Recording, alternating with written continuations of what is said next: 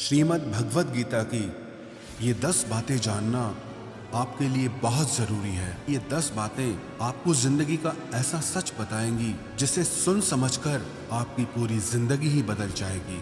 जो भी व्यक्ति इन 10 बातों को ठीक से समझ लेगा उसे अपनी हर परेशानी का हल मिल जाएगा। उसे वो सब कुछ मिलेगा जो वो जिंदगी में पाना चाहता है। श्रीमद् भगवद गीता का सबसे पहला उपदेश ये है कि अपनी जिंदगी में किसी को भी अपनी जिंदगी जीने की वजह ना बनाए। आपकी जिंदगी जीने की वजह सिर्फ आप और आपकी खुशियां होनी चाहिए। जब आप किसी और के लिए जीने लगते हैं तो आपकी खुशियां, आपका दुख, सब कुछ उस पर डिपेंड होके रह जाता है। एक बात याद रखना, जो इंसान अपनी जिंदगी में खुद से भी ज्यादा दूसरों को वैल्यू दे देता है उसे अंत में दुख, दर्द, निराशा के अलावा और कुछ नहीं मिलता। ये दुनिया बहुत अजीब है। यहाँ लोग पल पल में बदल जाते हैं। सबसे प्यारा दोस्त कब दुश्मन बन जाए पता ही नहीं चलता। जिसके साथ जीने मरने की कस्में खाई होती हैं ये भी गारंटी नहीं होता कि अगले पल तक भी उसका साथ रहेगा या नहीं रहेगा। यहाँ लोगों के वादों का, कस्मों का आप कभी भरोसा नहीं कर सकते। जिन लोगों को आप जन्म जन्म का साथी मान के बैठ जाते हैं वो लोग कभी भी हमारा साथ छोड़ के चले जाते हैं। जिनके लिए आप ये सोचते हैं कि वो आपको हर सुख दुख में काम आएगा, हर मुश्किल घड़ी में आपके साथ खड़ा हो जाएगा, लेकिन जब सच में बुरा वक्त आता है तो आप अकेले खड़े नजर आते हैं। कोई आपके साथ खड़ा नहीं होता। आपकी मुश्किलें, आपकी तकलीफें सबसे आपको खुद ही लड़ना होता है। एक बात कहूँ, इस दुनिया का अपनापन सिर्फ बातों तक ही सच होता है। जब वास्तविकता से आपका सामना होगा तब आपको पता चलेगा कि यहाँ आपके सिवा और कोई भी आपका अपना नहीं है। इसलिए जिंदगी में किसी को भी अपने जीने की वजह कभी मत बनाना और ये वहम मन में कभी मत रखना कि ये इंसान मेरे को दुख में काम आएगा, मुश्किल में काम आएगा। याद रखना, जब भी कठिन समय आएगा तो उससे आपको खुद ही लड़ना होगा। अपनी मुश्किलों से आपको खुद ही बाहर निकलना होगा। श्रीमद् भगवद गीता का दूसरा उपदेश यह है कि अपने दिल के गहरे राज, अपनी कमजोरियां कभी किसी को नहीं बतानी चाहिए। जब आप किसी पे भरोसा करके अपने मन के गहरे राज, अपने अंदर की कमजोरियां लोगों को बता देते हैं तो वही लोग एक दिन आपकी कमजोरियों का फायदा उठाते हैं, आपके राज दुनिया को बताते हैं। याद रखना, आपका राज सिर्फ तब तक ही राज रहता है जब तक वो सिर्फ आपको पता है। जैसे ही आप किसी और को बता देते हैं फिर वो आपका नहीं रहता।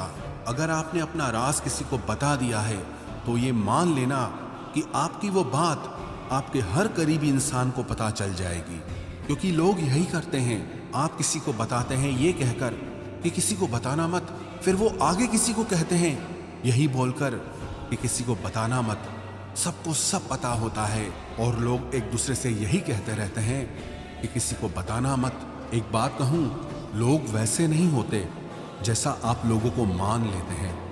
सिर्फ वक्त ही एक ऐसा जादूगर है जो लोगों के असली चेहरे एक दिन हमें दिखा ही देता है। जिन लोगों को आप अपना सच्चा साथी मान के बैठ जाते हो, जिस दिन उनका असली चेहरा आपके सामने आता है ना, तो आप हैरान रह जाते हो कि ये ऐसा निकला। मैंने ऐसा कभी सोचा भी नहीं था कि ये इंसान मेरे साथ ऐसा करेगा। इससे मुझे ऐसी बिल्कुल भी उम्मीद नहीं थी कि ये इंसान कभी मुझे धोखा देगा। सच तो यह है कि वो इंसान ऐसा ही था, बस आपको आपके मुंह में उस इंसान का असली चेहरा नहीं दिखाई देता। इसीलिए अपने अंदर की कमजोरियां, अपने दुख, अपने राज सिर्फ अपने तक ही रखने चाहिए। एक बात को आप नोट कर लो, ना आपकी खुशी से किसी को खुशी होती है और ना ही आपके दुख से किसी को दुख होता है। यहाँ लोग सिर्फ दिखावा करते हैं, पता ही नहीं चलता कि इंसान का असली चेहरा आखिर है क्या। लोगों के नए नए चेहरे देखकर आप हैरान रह जाएंगे, लेकिन कभी पहचान नहीं पाएंगे कि आखिर में उनका असली चेहरा है क्या। ये नकाब पोशों की दुनिया है। लोग नकाब बदल बदल कर जीते हैं और आप ऐसे लोगों पे भरोसा कर लेते हैं, अपनी कमजोरियां बता देते हैं, अपने राज बता देते हैं, अपना हर दर्द बता देते हैं। तो गीता का दूसरा उपदेश यह है कि अपने मन की कमजोरियां, अपने राज, अपना दर्द कभी किसी को नहीं बताना चाहिए।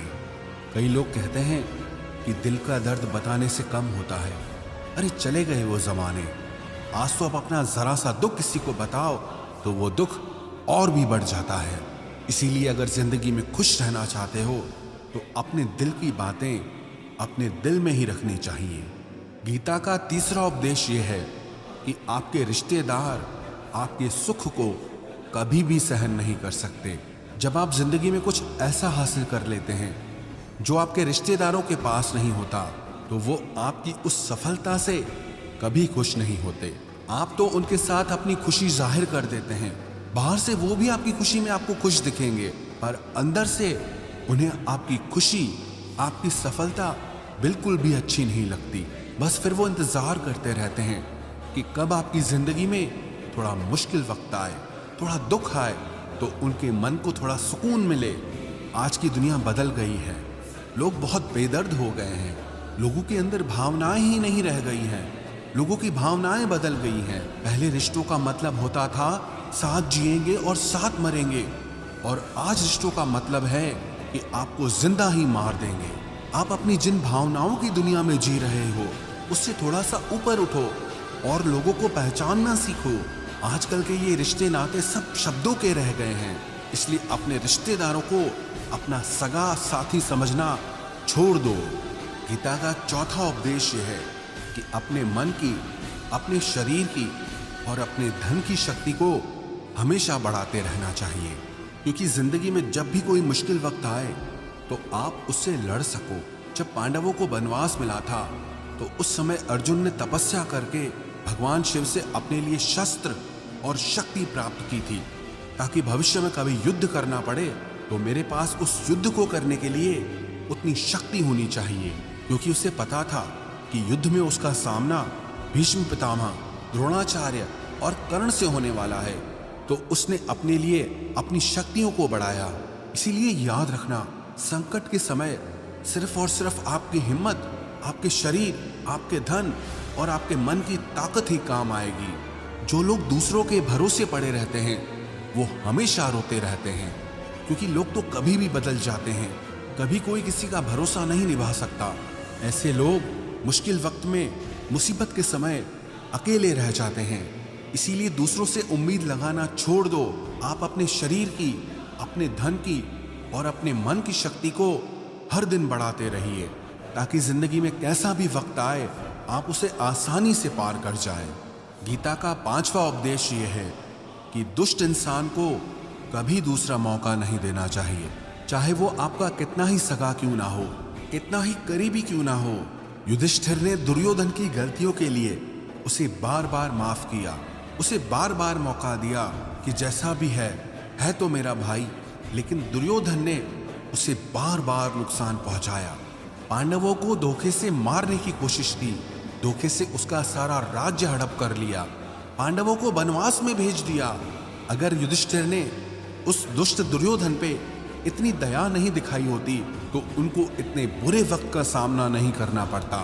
इसीलिए अगर किसी दुष्ट इंसान को, जो आपको एक बार चोट पहुंचा चुका है, और अगर आप उसे दूसरा मौका दे रहे हैं तो ये उसकी नहीं, आपकी गलती मानी जाएगी। उसका जो भी परिणाम निकलेगा उसका पूरा दोष सिर्फ आपका है, उसका नहीं। जब कोई एक बार आपको अपनी औकात दिखा दे, अपनी फितरत दिखा दे, अपना असली चेहरा दिखा दे, तो उस पर दोबारा कभी भरोसा नहीं करना चाहिए। वो कहते हैं ना, once is a cheater always a cheater. जो आपको एक बार धोखा दे चुका है तो धोखा देना उसकी गलती नहीं, उसका स्वभाव बन चुका है। इसलिए दुष्ट इंसान को दोबारा मौका कभी नहीं देना चाहिए। गीता का छठा उपदेश यह है कि आज के ज़माने में किसी को भी उसकी भलाई की सलाह मत दो, क्योंकि आज भलाई की सलाह सबको चुभ जाती है। लोग आपको अपना हितैषी नहीं मानेंगे, बल्कि आपको नापसंद करने लगेंगे, क्योंकि कोई भी इंसान अपनी बुराई, अपनी कमी को सुन नहीं पाता है। आप तो लोगों की भलाई के लिए उन्हें सलाह देने लग जाते हैं। एक तो आज के युग में जब तक पूछा ना जाए किसी को भी सलाह नहीं देनी चाहिए। इस कलयुग में सब आधी खोपड़ी के लोग हैं। उन्हें कुछ समझ नहीं आता कि क्या सही है क्या गलत है। बस जो मन को अच्छा लगे वही सही है, बस जो मन को बुरा लगे वही गलत है। इसीलिए लोगों को सुधारने की कोशिश मत करो, करने दो लोगों को गलती। खुद गलती करेंगे, खुद ठोकर खाएंगे और खुद उन्हें अकल आएगी। आपकी भलाई इसी में है। जो जैसा कर रहा है या करना चाहता है उसे रोक टोक मत करो, उसे करने दो। जिंदगी उसे अपने आप सबक सिखाएगी। आप क्यों बुरे बनते हो? आप सिर्फ अपनी भलाई और बुराई के जिम्मेदार हैं, लोगों के नहीं। इसलिए अगर इस दुनिया में खुश रहना है ना, तो लोगों को उनके हाल पे ही छोड़ दो। गीता का 7वां उपदेश ये है कि आलसी स्वभाव का त्याग कर देना चाहिए। जब आप किसी काम को बाद पे टालते हैं तो आप उस काम को कभी नहीं करते।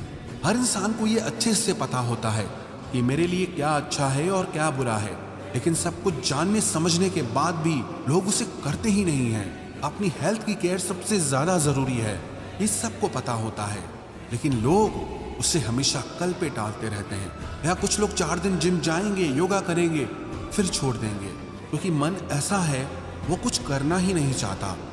जब तक आप खुद को डिसिप्लिन नहीं करते तब तक जिंदगी में आपको कुछ भी हासिल नहीं होगा। अपने मन और शरीर को ज्यादा आराम देना आपसे आपका सब कुछ छीन लेगा। इसीलिए मन के इशारों पर नाचना छोड़ के वो करो जो आपके लिए सही है, नहीं तो मन आपको इतना आलसी बना देगा कि छोटे से छोटे काम के लिए भी आप यही कहोगे कि बाद में करेंगे। मैंने देखा है कई लोग बहुत टैलेंटेड होते हैं, उनके टैलेंट की वजह से उन्हें काम भी मिलता है, लेकिन इतने मन के आलसी होते हैं कि कभी कोई काम किसी भी क्लाइंट को टाइम पे करके नहीं देंगे, और टैलेंट होते हुए भी अपना सारा काम लटका के रखते हैं। इससे धीरे धीरे लोग उन्हें काम देना ही छोड़ देते हैं। इसलिए किसी बात को सिर्फ समझ लेना काफी नहीं होता, सिर्फ सीख लेना काफी नहीं होता, बल्कि उसे लगातार करते रहना बहुत जरूरी होता है। ये जरूरी नहीं है कि आपको क्या क्या आता है, बल्कि ये जरूरी है कि आप क्या करते हैं। गीता का 8वां उपदेश ये है कि आपका बेस्ट फ्रेंड ही सबसे ज्यादा नालायक होता है। आपकी जिंदगी खराब करने में सबसे बड़ा हाथ अधिकतर आपके बेस्ट फ्रेंड का ही होता है, जिसे आप अपना बेस्ट फ्रेंड समझकर अपनी जिंदगी का हर फैसला उससे पूछ कर लेते हैं, उसी की बुद्धि से चलते हैं। सबसे ज्यादा बर्बादी आपकी वही करता है। एक बार भी अगर ठीक से आप अपने बेस्ट फ्रेंड को आजमा लोगे तो जिंदगी में कभी उनसे कोई सलाह नहीं लोगे। वैसे तो आपको आपकी जिंदगी के फैसले सिर्फ खुद की बुद्धि से ही लेने चाहिए, क्योंकि आपकी जिंदगी में आपको क्या फैसला लेना चाहिए, क्या करना चाहिए, इससे आपसे बेहतर और कोई भी नहीं समझ सकता। लेकिन जब आपको ही समझ नहीं आ रहा कि आपको क्या करना चाहिए, आपकी जिंदगी के लिए क्या बेस्ट है, तो आपके बेस्ट फ्रेंड को कहां से समझ आएगा कि आपके लिए क्या सही है और क्या गलत है। ये जो भी आपका बेस्ट फ्रेंड है, सबसे ज्यादा जहर आपकी जिंदगी यही करता है। ये लोग अंदर ही अंदर आपसे जलते हैं और आपको पता तक नहीं चलता। आज के युग में जब अपने खून के रिश्ते नाते ही आपको सहन नहीं कर पाते, आपकी खुशी बर्दाश्त नहीं कर पाते, तो आप क्या दोस्ती यारी में लोगों को अपना समझ के बैठ जाते हो। वैसे तो आपको अपनी बुद्धि से ही अपनी जिंदगी का हर फैसला लेना चाहिए, लेकिन फिर भी अगर आपको दूसरों की सलाह से अपनी जिंदगी के फैसले लेने हैं तो ये जिंदगी पूरी तरह से आपकी है, आप इसके मालिक हैं। चाहे आप इसे आबाद करो या बर्बाद करो, इसे बनाओ या बिगाड़ो, आपको कोई रोकने नहीं आएगा। गीता का 9वां उपदेश ये है कि किसी को भी बहुत जल्दी अच्छा, सीधा या शरीफ कभी मत समझना। शुरू में चाहे कोई कितना भी अच्छा बन के दिखाए, लेकिन किसी को भी अच्छा समझने से पहले थोड़ा समय उसके साथ जरूर गुजार लेना, क्योंकि जब आपकी किसी के साथ पहली मुलाकात होती है तब वो शख्स आपको बहुत अजीज, भला और बेहतरीन इंसान लगता है, और जब उसके साथ आपकी आखिरी मुलाकात होती है तो आपको लगता है कि इस इंसान की तो जिंदगी में कभी शक्ल भी ना देखूं। इससे घटिया और बेकार इंसान दुनिया में और कोई हो ही नहीं सकता। इसलिए किसी को भी अच्छा या भला समझने से पहले थोड़ा रुक जाना चाहिए। अक्सर लोग हमें धोखा नहीं देते, हमारा जल्दी में किया हुआ विश्वास और भरोसा ही हमें धोखा देता है।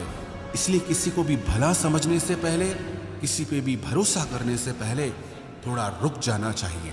गीता का 10वां उपदेश यह है कि अपने आप को ऐसा कभी मत बनाना कि कोई भी आके आपका दिल दुखा के चला जाए, कोई भी आके आपको हर्ट करके चला जाए, बल्कि अपने आप को इतना मेंटली स्ट्रांग बनाओ कि लोगों की बातें, उनकी थॉट्स, उनके इमोशंस आपको इफेक्ट ही ना करें।